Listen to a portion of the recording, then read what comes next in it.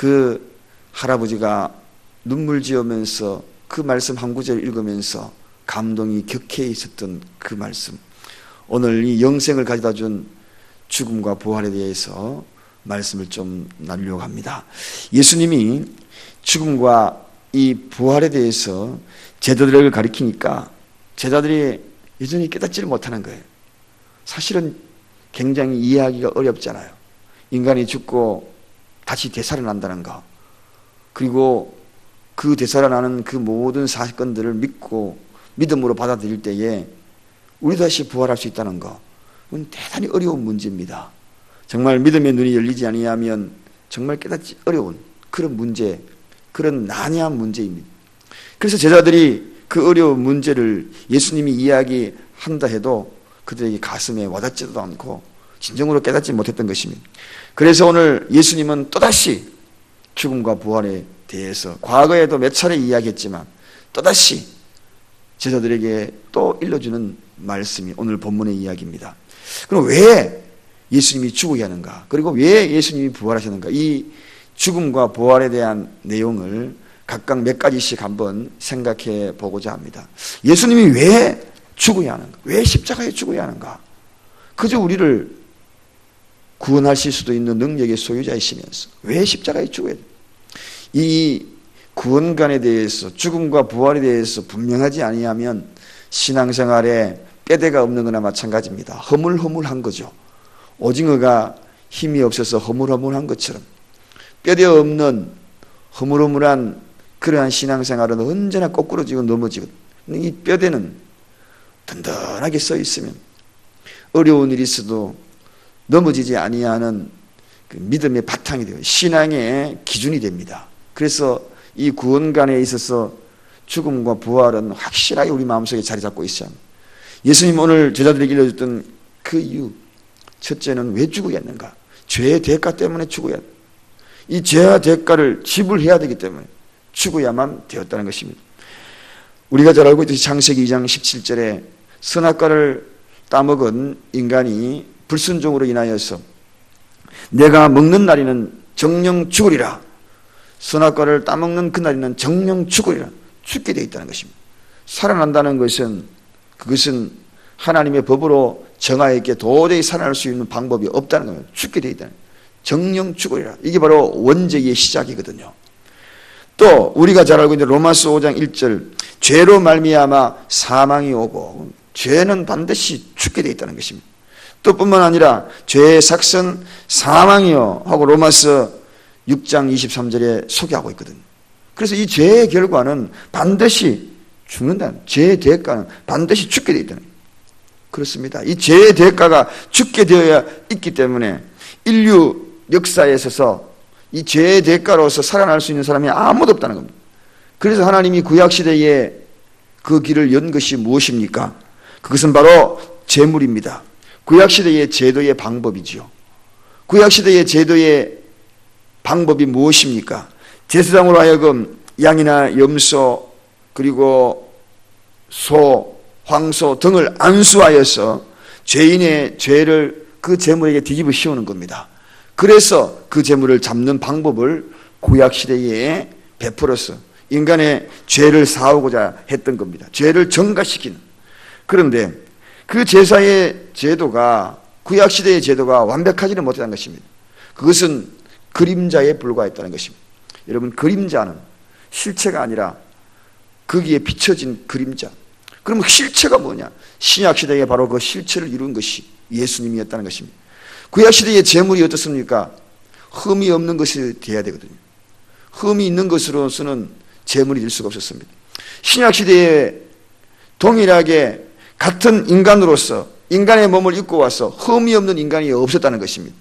저와 여러분도 분명히, 그러나 예수님은 죄가 없으시니라 성경에 그렇게 소개하고 있습니다. 완벽한 인간으로서 죄가 없는 분은 유일하게 예수님밖에 없었다는 것입니다. 그래서 그가 제물이 되지 아니하면 죄의 대가가 지불되지 아니한다는 것입니다. 그래서 예수님이 인간의 몸으로 입고 오셔서 우리의 죄를 대신해서 짊어져서 죽을 수밖에 없었다는 것입니다. 사랑하는 여러분, 제물은 무흠이라야 합니다. 그래서 주님이 무흠으로 흠이 없는 모습으로 죄의 대가를 지불받기 위하여서, 저와 여러분의 죄를 대신 짊어지기 위하여서 하나님이 세상을 이처럼 사랑 독생자 그분을 이 땅에 보내신 것입니다. 그러므로 저와 여러분들이 바로 이 사건을 믿음으로 죄사함의 놀라운 은혜를 얻게 되었다. 십자가에 왜 죽으셨는가? 그것은 다른 것이 아니라 죄의 대가를 지불하기 위해서. 그래서 죽으신 거예요. 두 번째, 왜 죽으셨는가? 죄의 권세를 깨트리기 위해서. 여러분, 아담의 범죄는 인류의 죽음을 가져다 준 슬픈 그러한 일들이었습니다. 죄로 말미암아 결과가 바뀌었어요. 죄가 인간을 지배하게 되었다는 것입니다. 죄가 인간을 지배하는 그러한 모습. 그래서 인간이 발부둥 친 겁니다. 죄의 올무에서 벗어나기 위해서, 사슬에서 벗어나기 위해서. 그런데 벗어날 수가 없어요. 인간의 힘으로 벗어날 수가 없다는 것입니다. 반드시 인간은 그 죄의 대가로 한번 걸려들면은 죽을 수밖에 없는 존재이기 때문에. 그래서 예수 그리스도의 죽음으로 어떻게 해요? 죄의 올무를 완전히, 죄의 권세를 깨트리는 역할을 감당하는 것이. 그래서 예수님이 십자가에 죽은 겁니다. 사랑하는 여러분, 오늘 이 시대에도 죄들이 난무하고 있지만 그분의 능력은 죄를 깨트릴 만큼, 분쇄하여서 갈아버릴 만큼 능력이 있는 것입니다. 그래서 누구든지 그분 앞에 오면, 누구든지 주님 앞에 엎드려서 회개하고 자복하는 자들에게 그 모든 죄의 사슬에서, 올무에서 벗어나게 만들 뿐만 아니라 눈보다 양털보다도 희게 하여 주시고, 뿐만 아니라 기억조차도 하지 아니하는 그 놀라운 은혜를 우리에게 베풀어 주신 것입니다. 이게 바로 십자가에 죽을 수밖에 없었던 이유가 되었다. 이러한 이유를 알지 못하는 그 모든 사람들은 아직도 죄의 사슬에 얽매여서 오늘도 이렇게 허둥바둥 살아갑니다. 자기 등 뒤에 걸려있는 죄의 사슬을 걸려있는지도 모르고 살아가는 이들이 너무나 많다는 것입니다. 사랑하는 여러분, 그 다음에 세 번째, 왜 죽음만 했는가? 그것은 다른 것이 아니라 저와 여러분들에게 놀라운 은혜를 베풀어 주시기 위해서. 이 은혜, 말로 표현할 수 없는 은혜입니다. 구약의 구약의 하나님과 인간의 관계는 조물주와 피조물의 관계에서 더 이상의 발전이 없었습니다.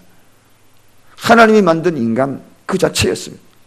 그래서 거기에서 벗어나기 위해서 피조물과 조물주의 그 관계, 거기에서 밖에 머물 수 없었는데, 그런데 신약에는 조물주와 피조물의 관계를 훨씬 뛰어넘는 놀라운 은혜가 베풀어지신 거예요. 그게 바로 십자가의 죽음이거든요. 그로 인하여서 저와 여러분들이 자녀가 되었다는 것입니다. 할렐루야. 하나님의 자녀가 됐다는 거예요. 이게 엄청나네. 그의 죽음이 뭐냐? 조물주와 피조물의 관계에 거기에서 머무르지 아니하고 하나님의 자녀의 권리를 우리에게 허락하여 주시기 위해서 죽었다는 것입니다. 이게 바로 놀라운 은혜 아닙니까? 이제는 아버지와 아들의 관계가 되었다는 것입니다. 그래서 그분의 죽음이 필요했던 겁니다. 그래서 그 노인이 그 사실을 알고 펑펑 눈물을 쏟았던 것입니다. 예수 그리스도의 대속은 이처럼 깊이 있는 은혜를 우리에게 허락하여 주신 것, 이게 놀라운 사건이지 않습니까? 엄청난 큰 은혜잖아요. 그 은혜를 베풀기 위해서 십자가에서 죽으셨던 것입니다. 할렐루야. 이 구원의 3단계 3가지를 분명히 가슴에 새기, 흔들리지 않아요. 그분이 죽으신 이유를. 그래서 생각만 하면 너무 감사한 거죠. 생각만 하면 너무나 귀한 그러한 일이 십자가의 죽음입니다. 저와 여러분을 영원한 반열에 들게 하기 위한 그 놀라운 은혜가 십자가의 사건이다. 그 다음에 그럼 부활을 왜 하셨는가? 여러분, 이 죽음으로 만약에 끝이 났다 그러면 저와 여러분들이 감사는 할지언정 소망이 없었을 것입니다. 그런데 이 부활이 있었기 때문에 저와 여러분에게 소망이 삭트기 시작합니다.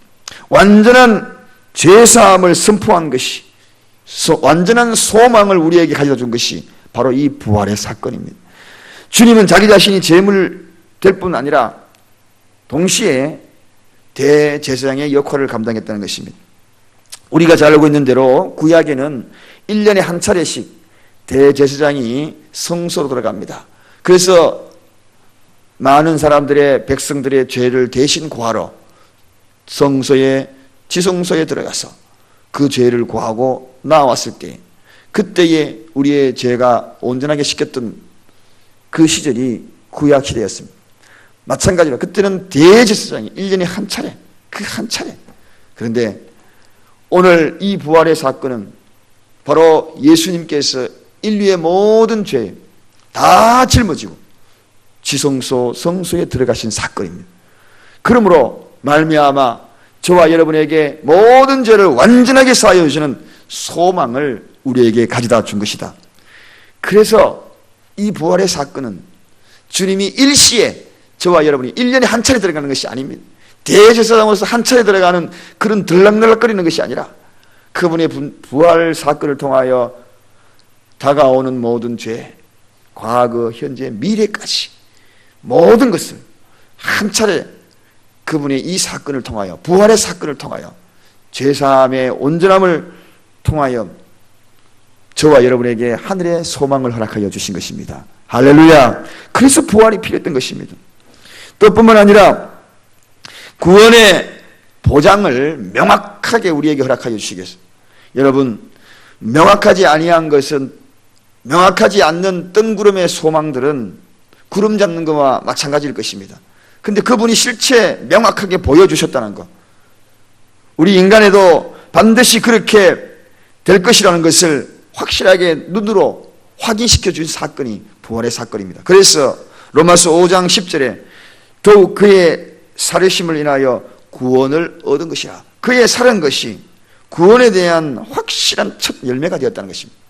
이 부활의 사건으로 증명이 되게 해주는 것, 그리고 구원에 대한 것들을 확실하게 증명해 준 것이 부활 사건이다. 단순한 소망으로 우리가 그 사건을 믿는다 그러면 우리는 아마도 그 사건에 대한 신빙성이라든지 보이지 않는 것에 대한 부분들을 굉장히 의심적인 사건으로 받아들일 수밖에 없을 것입니다. 그러나 그 부활의 사건을 500의 형제들 40일을 부활하셔서 이 땅에 많은 사람들에게 보여주신 그 사건으로 인하여서 제자들이 목숨을 걸고 부활하신 주님을 만나서 부활의 소식을 전했던 이유가 되는 명확한 증명, 모든 것이 과학은 증명이 되어야 거기에 대해서 확신성이 있는 것입니다. 막연하게 우리에게 보여준 것이 아니라 부활한 사건으로 증명하여 주셨다는 것입니다. 마지막으로 부활의 사건으로 영생을 가져주었다. 이 부활의 의미는 뭔가? 영생입니다. 요한복음 11장 25절 26절, 우리에게 믿는 자에게는 영생의 사건을 허락하여 주시기 위해서 부활이다. 우리도 주님과 같이 영원히 살 수 있다는 것을 직접 보여주신 이 사건으로 영원히 육체에 살아나는 것으로, 아니 육체가 죽음으로 끝나는 그러한 것들로 인생을 마무리하는 것이 아니라 영원한 생명을 보장해 주는 것이 이 부활의 사건입니다. 그래서 고린도전서 15장 20절에 그리스도께서 죽은 자 가운데서 다시 살아나사 잠자는 자들의 첫 열매가 되셨다. 그렇게 소개하고 있는 것입니다. 죽음과 부활, 이것은 기독교의 본질이요, 저와 여러분에게 오늘 이 새벽을 깨울 수 있도록 믿음을 허락하여 주신 놀라운 구원의 사건, 죽음과 부활, 예수 그리스도의 죽음과 부활, 이 말씀이 여러분 마음속에 매하실 때 서두에 속에 있던 그 한 노인이 그 성경 구절 한 절을 읽고 눈물방울을 흘렸던 것처럼 감사함으로 오늘 하루를 살아가며 감격한 하루, 인생에 여러 위기가 있다 할지라도 그리스도의 죽음과 부활을 기억하며 극복해내는 저와 여러분이 되시기를 주님의 이름으로 축원드립니다. 기도하겠습니다. 하나님 아버지 감사합니다.